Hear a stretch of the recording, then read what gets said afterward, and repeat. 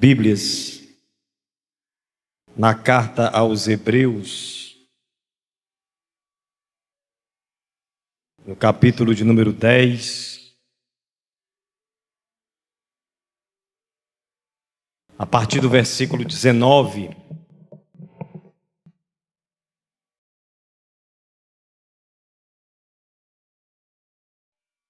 Quero dizer que é sempre um privilégio, uma responsabilidade muito grande a gente expor a palavra de Deus.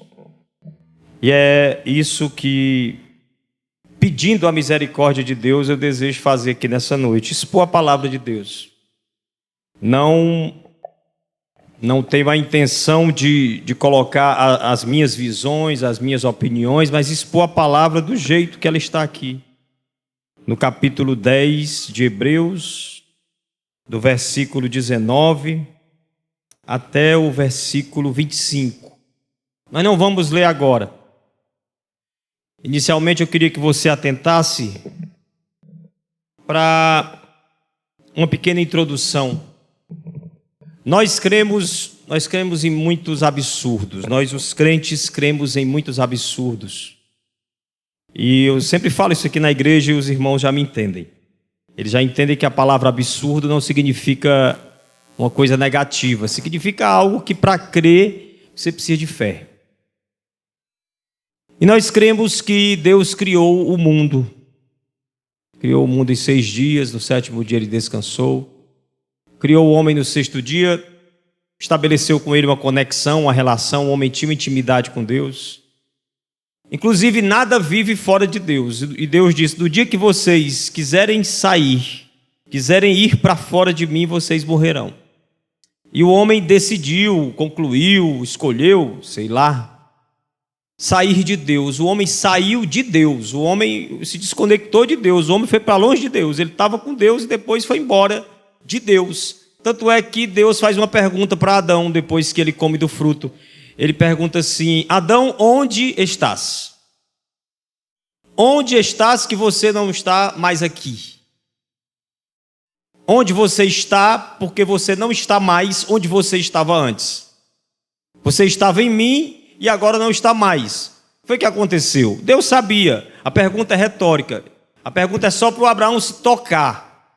A pergunta é só para ele entender que ele não estava mais em Deus, entender a besteira que ele fez. Mas o fato é que todas as coisas, elas vivem, e as coisas que vivem, elas vivem em Deus, e nele nos movemos, respiramos e existimos. E fora de Deus estamos mortos. Então, no momento em que o Adão saiu de Deus, no momento em que o primeiro casal saiu de Deus, ali representa a humanidade caindo na morte. Nós começamos a morrer ali. Mas esse Deus é tão bom, tão misericordioso, tão amoroso, Ele é o nosso Pai. Ele traçou um plano para nos trazer de volta. Ele traçou um plano para nos resgatar. E para que Ele nos resgatasse, Ele que é um Deus que não tolera o pecado, não tolera a impureza, não tolera a injustiça, Ele fez todo um processo, Ele fez todo um procedimento para que o homem pudesse obter perdão dos seus pecados. Porque os nossos pecados fazem separação entre nós e o nosso Deus. E enquanto estamos vivendo uma vida de pecado, nós estamos separados de Deus e, portanto, mortos. Mortos dos nossos delitos e pecados. Alguém poderia dizer, eu não estou neste Deus, nem nele creio, e estou vivinho da Silva. Não está vivo não, isso aí é vida residual. Isso aí é vida que eu chamo de vida rabo de calango. Vida rabo de lagartixa. E vai que alguém está ouvindo essa gravação em outro canto, não vai saber o que é calango. Mas eu tenho certeza que gente aqui já viu um rabo de um calango se desconectando do corpo do calango. Teve gente aqui até que já promoveu isso do calango. Um menino bom, né? E quando o rabo da lagartixa, quando a cauda da lagartixa, por algum motivo se rompe, e ela sai do corpo da lagartixa, ela fica assim, ó, né? Pois pronto. Se você pudesse conversar com o rabo de lagartixa, não converse não, porque se você conversar eu vou ficar preocupado. O problema não é nem você conversar, o problema é se ele responder, né? Mas se você pudesse conversar com o rabo da lagartixa e dizer assim, você está vivo? Ele diria, tô. Mas é residual. Uma hora ele para, não é? Assim como um ventilador desse. Assim que você desliga um ventilador desse, ele para na hora. A hélice dele já paralisa na hora, é? Não. Você desconecta ele da energia, mas ele continua girando. É assim que vive o homem que está longe de Deus. Ele está só contando os dias para morrer eternamente. Então, por isso, Deus faz um plano. E nesse plano, inicialmente, ele chama um povo, Israel. E ele estabelece todo um sistema para que o homem pudesse ter o perdão dos pecados e aquele sistema de sacrifícios. Ele consagra, ele ordena, ele estabelece sacerdotes, ele ordena que se faça um tabernáculo, um lugar onde tinha primeiramente um pátio, e você entrava mais um pouco, tinha um lugar santo, onde havia uma mesa, onde havia um incensário, né? Onde havia uma pia para as lavagens de purificação, mas mais na frente tinha uma tenda mais isolada, uma tenda mais interna, onde só entrava o sumo sacerdote uma vez por ano, amarrado com as cordas, porque se ele morresse lá dentro, ninguém tinha coragem de entrar, porque se quem entrasse lá dentro e não estivesse pronto, preparado, seria fulminado na hora, porque ali havia um peso de glória e da presença de Deus. Ali estava a Arca da Aliança, ali estava o propiciatório cobrindo a Arca da Aliança, com os dois querubins um olhando para o outro. Dentro da Arca da Aliança estavam as tábuas escritas com o dedo de Deus, os 10 mandamentos, e a vara de Arão que floresceu ali no lugar santíssimo. Todo ano o sacerdote entrava lá e o povo ficava torcendo e orando lá fora, tomara que dê certo, tomara que dê certo. E quando dava certo, era Deus perdoando todo o povo por meio do sangue derramado por cima do propiciatório. Aquele sangue de cordeiro derramado por cima do propiciatório, que era a tampa da arca, foi a forma que Deus começou a fazer para que o homem pudesse voltar para ele e se reaproximar dele. Mas nós sabemos que aquele sangue já falava de um outro sangue, e que aqueles cordeiros já falavam de um outro cordeiro. Então, na plenitude dos tempos, ele manda o seu filho, aquele seu filho unigênito que ele deu ao mundo, por amar tanto o mundo, para que todo aquele que nele crê não pereça, mas tenha o quê? Vida eterna. Foi dele que João Batista, quando viu, disse, eis aí o Cordeiro de Deus que tira o pecado do mundo. João Batista entendeu. Não são mais os cordeirinhos, não é mais o touro, não é mais um bode, não são mais as rolinhas, não são mais as pombinhas, não é mais este sangue que precisa ser derramado continuamente. Eis aí o Cordeiro de Deus e ele tirará o pecado do mundo. E aí essa palavra foi pregada, ela foi anunciada, muita gente se converteu, inclusive judeus, hebreus se converteram. Pessoas que praticavam toda aquela lei que o próprio Deus estabeleceu. Levavam o sacrifício para o templo e criam que quando aquele animal era sacrificado, eles eram perdoados. Mas esses hebreus que tinham se convertido a Jesus, eles estavam sendo tentados a retornar para a religião deles. Eles estavam sendo tentados a retornar para a religião judaica. Um dos motivos talvez fosse porque a religião, não vou dizer a religião, o evangelho de Jesus. O caminho do Cristo é muito simples, não é, irmãos? É profundíssimo, mas é muito simples. A religião judaica, ela não é tão simples. Ela é cheia de pompa. Um sacerdote se veste cheio de pompa. não é? Cheio de enfeites. Tem toda uma complexidade, é muito complicado. Tem que ter uma lavagem, uma purificação. Tem que ficar 7 dias fazendo isso, 7 dias fazendo aquilo. Tem que passar por esses lugares todos que eu falei, a pia, a mesa dos pães da proposição, o altar onde tem ali o incensário, não é? Onde tem o candelabro, esse processo todinho, o dia da expiação, o dia do perdão, 633 leis que eles tinham que seguir. Então, tem gente, ou a maioria das pessoas, eu arrisco dizer, que gosta mais desse tipo de coisa, gosta mais das coisas assim mais enfeitadas, não é? E talvez alguns judeus estavam dizendo, esse negócio de ser cristão é muito simples. Não precisa fazer nada disso, não. Você não precisa fazer nada disso. E aí eles ficavam tentados a voltar. Um outro motivo que poderia fazer eles quererem voltar, digamos assim, regredir, se desviar do evangelho e voltar para a religião deles, sair da igreja, era que tinha muita perseguição. Quando o judeu se convertia, os pais deles, por exemplo, renegavam esse judeu.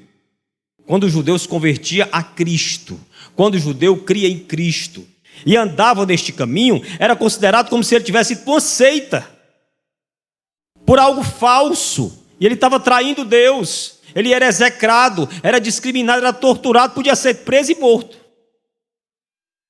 E aí, por esse motivo, eles começaram a sair de onde? Da igreja de Jesus. Esses eram os 2 motivos, talvez, que faziam eles saírem da igreja de Jesus. Aí alguém que nós não sabemos quem foi, alguns dizem que foi Paulo, outros dizem que foi Apolo, outros dizem não dá para saber, esse alguém escreveu uma carta que está na sua Bíblia, essa aí que está aberta na sua frente. Escreveu uma carta para os cristãos hebreus. Pessoas que eram do judaísmo e que tinham se convertido ao cristianismo. E nessa carta, ela é linda. Você precisa ler essa carta. Ela é muito linda. Ele começa falando do Cristo. Antigamente, Deus falou aos pais pelos profetas, mas nos últimos dias nos tem falado pelo seu Filho. Aí ele começa a falar de Jesus. Aí ele diz que Jesus é superior aos anjos. Aí ele diz que Jesus é superior a Moisés. Aí ele diz que Jesus é superior a Arão. Aí ele diz que Jesus é superior a todos os sacerdotes. Porque Jesus, ele é o ministro, sacerdote de um tabernáculo maior, de uma aliança maior e de um sacrifício maior. Porque os sacerdotes, quando faziam sacrifício, eles pegavam um cordeirinho e sacrificavam. Jesus se deu a si mesmo como sacrifício. Por isso Jesus é superior. Amém, irmãos? Jesus é superior. Não há motivo para deixar Jesus, porque Jesus é superior. Tenha prazer nele, tenha prazer em Cristo, se conecte com Cristo, não deixe Cristo, porque Cristo é superior.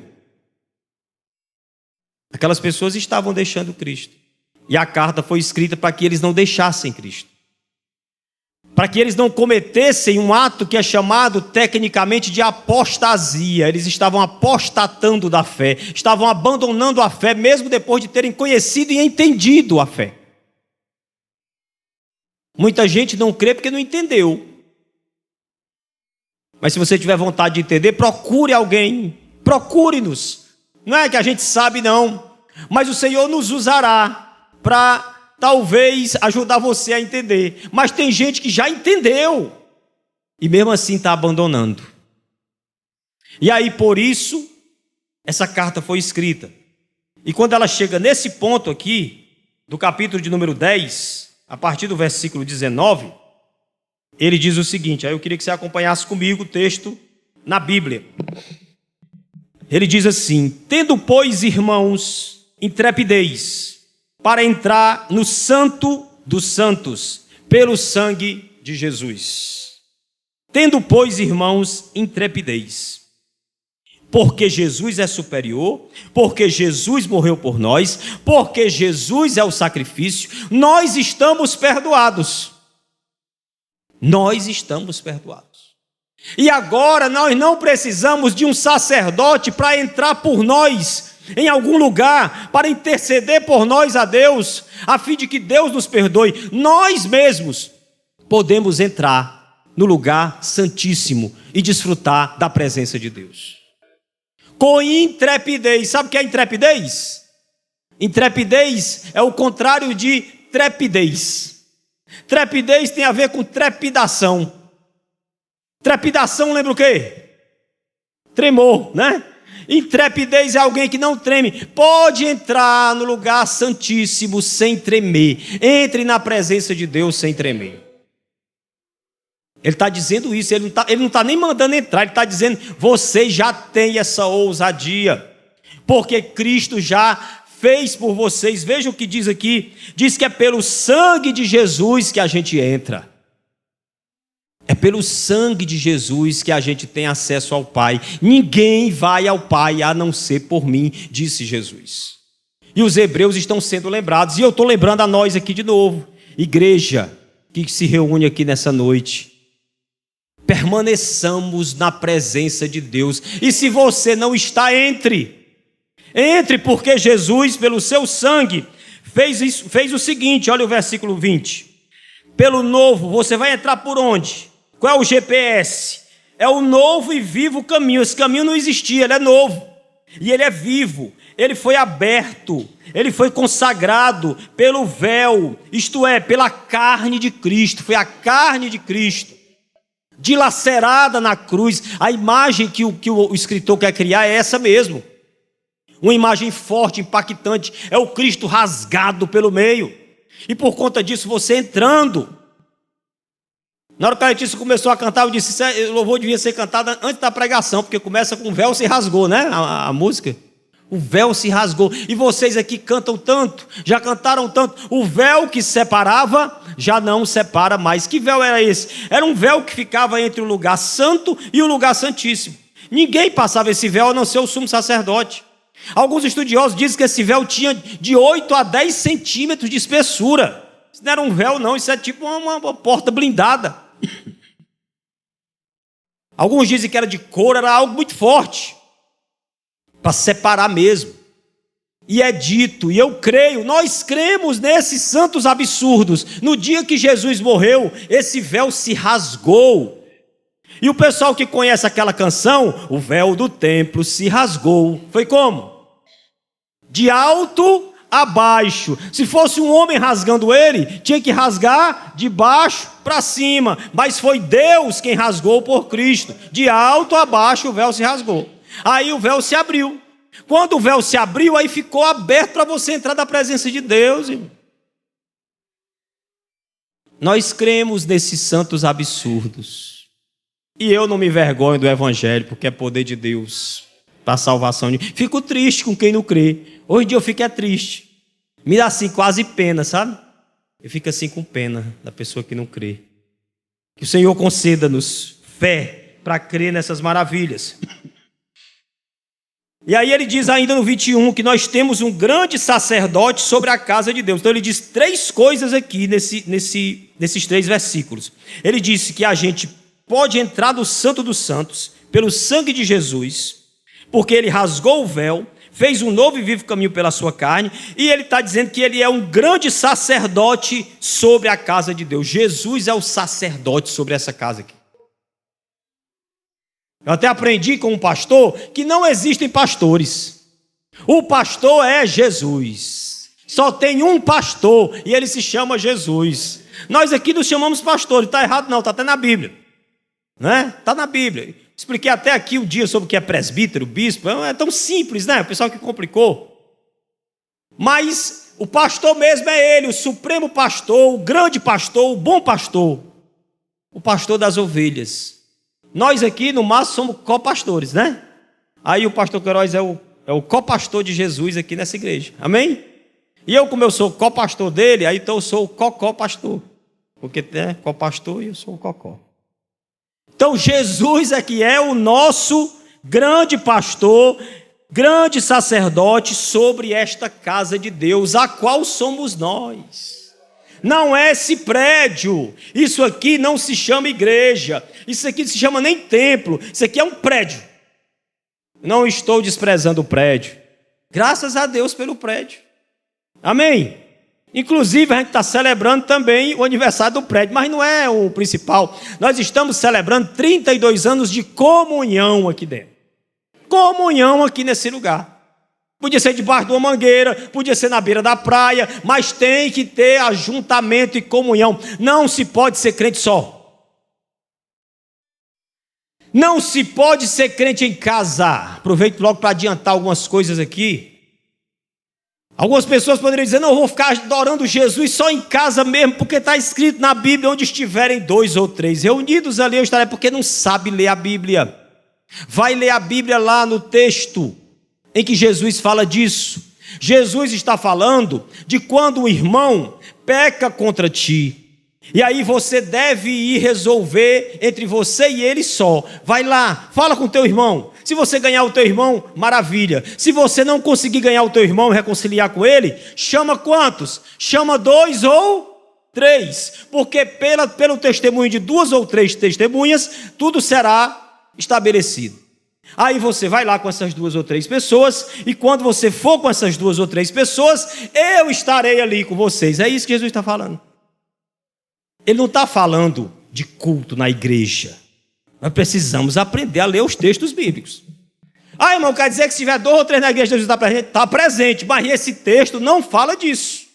E esse texto não pode ser usado para que alguém diga, eu vou ficar com a minha mulher, meus filhos em casa, cantando louvores, fazendo um culto em casa e não piso mais na igreja. Você deve fazer culto doméstico, amém? Todo dia, se for possível, mas você não pode deixar de ser igreja de Jesus.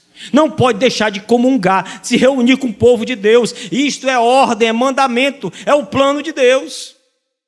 Quando ele fez esse plano para nos buscar, ele veio nos buscar para nos tornar um. Jesus fez uma oração sacerdotal em João 17, onde ele diz assim, Pai, que eles sejam um, assim como eu sou um contigo. Como é que a gente vai ser um se você está lá no colar e eu aqui? Para que nós sejamos um, temos que estar juntos. Amém? Por que eu parei aqui? Vamos lá para o 21. 21 já li. E outra vez, aliás, aproximemo-nos, versículo 22. Agora ele vai dar algumas ordens. Já que eu tenho esse sumo sacerdote, esse grande sacerdote que abriu o véu pelo seu sangue, então, lá vem o primeiro mandamento aqui para nós de hoje. Aproximemo-nos com coração sincero, com plena certeza de fé, com o coração purificado de má consciência e o corpo lavado com água pura. Jesus já fez tudo isso por nós. Quem torna o nosso coração sincero, verdadeiro, é Ele. Quem purifica o nosso coração é Ele. Quem purifica da má consciência, lava o nosso corpo com água pura. Isso remete ao batismo, isso remete a uma purificação, porque os hebreus sabiam o que era se lavar com água para se purificar. E ele estava querendo dizer, olha, Jesus já lavou vocês pelo batismo. Vocês estão lavados, então vamos nos aproximar. Notem o versículo, notem a palavra do versículo 22. Ele não diz assim, cada um que se aproxime. Ele não diz, ele diz assim, aproximemo-nos. Vamos todos juntos nos aproximar deste Deus. No versículo 23, ele diz assim, além de se aproximar, vocês precisam guardar firme a confissão da esperança. A palavra aqui do original é abraçar com força. Se agarre com força a confissão da esperança. Por quê? Porque esses hebreus, quando se convertiam, eles confessavam. Eles diziam assim, agora a minha esperança é Jesus. Aí, quando alguém os ameaçava de morte, muitas vezes eles retrocediam. Muitas vezes eles amarelavam, como se diz. E aqui o escritor diz, não retroceda, não renegue. Segure firme, aguente firme essa confissão da esperança. Não abandone a confissão da esperança. Não vacile nisso, irmão. Amém?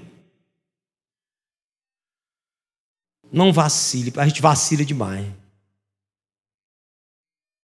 Me lembrei do pastor Francisco Soares, que em um episódio da sua vida olhou para o rapaz e disse assim, não vacile não.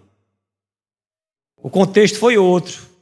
Mas o contexto aqui é o de permanecer nesse lugar ao qual você teve acesso pelo sangue de Cristo, que é a presença de Deus, junto com os teus irmãos, congregando na igreja. É tempo de ser igreja, é isso que significa. É isso que significa o tema. É um dos significados do tema de hoje. É tempo de ser igreja, porque tem gente que não entendeu ainda. E tem gente que acha que vai estabelecer ainda o tempo. É ele mesmo que vai estabelecer. Não, irmão, eu estou dando tempo. Não é que eu estou passando uns negócios aí. Depois que eu resolver tal e tal coisa, aí eu não pode, irmão. Nós precisamos estar na igreja. É mandamento. E é benefício para nós. E ele diz, quem fez a promessa é fiel. Você pode aguentar firme na confissão da sua esperança. Confesse a sua esperança a Cristo. Não abandone essa confissão. Não negue essa confissão. Não deixe Jesus por nada, porque quem fez a promessa é fiel. E que promessa ele fez? É a promessa que está em Hebreus. É a promessa do descanso. É a vida eterna nele. É um novo céus e nova terra onde habita a justiça. A gente reinando para sempre com o Senhor. Creia nisso. Viva isso. O 24 diz assim, consideremos-nos também. Esse consideremos-nos aqui significa assim, prestemos atenção na vida alheia. Prestemos atenção no nosso irmão. Fica de olho no teu irmão. É isso aí, o considerar, é isso aí. Fica de olho no teu irmão. Para quê? Para fofocar? Para julgar? Para prejudicar? Para usar uma língua venenosa? Não, de jeito nenhum. Consideremos-nos para quê? Para estimularmos uns aos outros ao amor e às boas obras. Aí eu pergunto, como é que eu vou fazer isso com um irmão que não está mais na igreja? Como é que nós vamos fazer isso se não tiver igreja? Tem que ter igreja. Irmãos, e esse ensinamento aqui, ele é precioso. É precioso. É precioso, porque a maioria das igrejas não chega nem perto disso aqui, inclusive a nossa. Não chega nem perto disso aqui, porque nós fomos criados numa cultura deturpada, onde as pessoas começaram a achar que a igreja era um negócio entre elas e Deus. Entre elas e Deus. Não, eu vou para a igreja e eu vou ali, eu vou buscar o Senhor. Aí ele fica assim, daquele jeito e tal. E ele não quer conversa com ninguém. Ele diz assim, não, eu vou sair daquela igrejinha que era muito pequena. E aí eu vou para uma igreja maior, bem grandona. Daquelas que tem 5.000 no culto só. Porque assim eu posso entrar e sair e ninguém me vê. Porque eu quero só eu adorar mesmo, que eu não quero. Aí tem outros que ainda dizem assim, eu não vou para essas igrejas porque eu vou ver as coisas erradas. Vou ver as coisas erradas e eu não vou aguentar. Como se essa pessoa fosse perfeita. Inclusive existe um dizer, não existe igreja perfeita. Mas no dia que você encontrar uma, não vá para lá não. Porque no dia que você for, aí ela se estraga. Ela está só esperando você entrar lá para ela se estragar. Não é porque você vai estragar ela. É porque você acha que ela é perfeita. Por quê? Porque você não está lá. Entende? Ah, irmão, então ninguém... Como é que faz? E a gente não tem que sair de alguma igreja? Tem igreja que a gente tem que sair. Que tipo de igreja é essa que você tem que sair? Igreja que não é igreja. Onde se ensina o falso evangelho. Onde quem abre a boca no microfone é um falso profeta.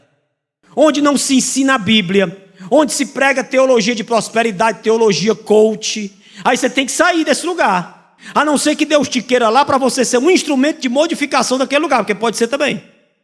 Pode ser até que você não tenha que sair de lá. Não, fica lá. Fica lá que é para que você, Deus vai te usar para que essas pregações mudem. Para que esses pensamentos pode acontecer. Mas pode acontecer também de você não conseguir bater de frente. Aí você tem que sair desse lugar. Agora, se é uma igreja onde a Bíblia é exposta, a Bíblia é pregada, o Evangelho de Deus é anunciado, você não tem motivo para sair de uma igreja dessa. Não tem. Ah, porque o irmão olhou torto para mim. Em todo lugar alguém vai olhar torto para você. Ah, porque não sei o que, não deu a paz do Senhor. Em todo canto vai ter uma pessoa assim. Ah, porque não me visitaram quando eu estava... Em todo lugar, não tem como existir esse tipo de coisa. Essas coisas não podem ser usadas como argumento, como desculpa para você viver uma vida fora da igreja. Então as pessoas começaram a pensar que igreja era uma coisa entre elas e Deus, e não é, irmãos, é uma coisa entre mim e você, é entre nós. O Senhor nos quer aqui unidos, Ele quer fazer aqui um corpo, chamado corpo de Cristo. Meu irmão, como é que um dedo desse pode sair do meu... Deus me livre, né? Mas um dedo desse sair do meu corpo e ele ficar lá fora do meu... dizendo assim, eu sou um corpo. Faz sentido isso, irmão? É a mesma coisa do irmão sair da igreja e ficar dizendo por aí, eu sou igreja. Não se é igreja sozinho. Não existe eu sou igreja. Existe nós somos igreja. E não por mérito nosso, mas porque Cristo fez toda essa obra para fundar a sua igreja. Ele fundou a sua igreja na cruz do Calvário. Na hora que ele fez assim, ó, não é? E tendo dito, Pai, em tuas mãos entrego o meu espírito, ele expirou. A sua expiração pariu a igreja. A igreja nasceu da expiração de Cristo. Então ela é o corpo de Cristo, formada por vários membros que precisam estar juntos, precisam estar congregando. E o ponto que eu queria chegar é esse, é que esse congregar não é apenas fazer o que nós estamos aqui fazendo hoje, que é maravilhoso, sentar aí todo mundo junto, se olhando, cantando, louvando, orando, ouvindo a palavra, todo mundo junto, maravilha, faz parte. Mas tem mais, irmão. Tem mais, porque o texto diz que eu preciso ficar de olho no meu irmão. Inclusive, essa é a segunda grande pergunta que Deus faz à humanidade. A primeira foi, Adão, onde estás? E a segunda foi quando Caim matou o seu irmão, e Deus olha para Caim e faz uma pergunta para ele. Qual é a pergunta que ele faz para Caim? Onde está o teu irmão? Significa, como está o teu irmão? Você sabe como está o teu irmão? Você está interessado em saber como está o teu irmão? A igreja é para isso. Você tem que ter interesse no seu irmão. Esse estimular aqui, tem uma palavra estimular aí? Tem, irmão? Tem? Me ajuda aí. Na sua versão tem a palavra estimular? Está ali, ó. Palavra estimular. Esse estimular aí, quando vai lá para o original, que foi escrito em grego, é cutucar, lá, é perturbar, significa até irritar. Situações em que você, não é que você queira irritar, mas são situações em que você vai correr o risco até de irritar o seu irmão. Mas se ele se irritar e sair da igreja, por isso é porque ele nunca foi igreja. Esse ponto que eu queria chegar. Nós temos que estar dispostos, cada um de nós disposto a vir um irmão nosso, vendo-nos no erro, chegar para nós e nos repreender e dizer, rapaz, não faça isso. Não vá por esse caminho, assim não está certo, esse jeito que tu está tratando tua mulher não agrada a Deus. Quando uma pessoa chega para um irmão e diz isso, o que é que ele está fazendo, irmão? Está ajudando ou está prejudicando? Está ajudando, mas o outro que ouve diz assim, saia para lá que você não tem nada a ver com a minha vida. Quando ele abre a boca e diz isso, ele está dizendo, eu não sou corpo de Cristo. Porque se ele é corpo de Cristo, ele tem a ver sim com a vida sim. E aquele outro não está lá para bisbilhotar, ele não está lá para ficar trepudiando em cima da desgraça alheia, não. Aquele que foi repreender, ele está ali para ajudar, para considerar, para estimular em amor. Então isso tem que existir na igreja, irmão. Eu pergunto a vocês que já têm uma caminhada grande de igreja aí, isso tem muito nas igrejas ou tem pouco? Hã? Tem quase nada, né? O que tem no máximo é isso aqui, que é muito bom. E tem gente que nem isso aqui tem, pelo amor de Deus. Nem para a igreja, a coisa mais fácil do mundo é vir para uma igreja, se sentar, ouvir uma pregação, cantar louvores ao Senhor, que é o mais fácil do mundo. Aí o cara fica lá assistindo as piores besteiras, olhando para o celular direto, que isso tem absorvido, capturado a vida das pessoas, e se esquece de estar em comunhão com a igreja de Cristo. E que eu estou dizendo que ainda não é só isso, ainda tem que avançar para esse novo nível.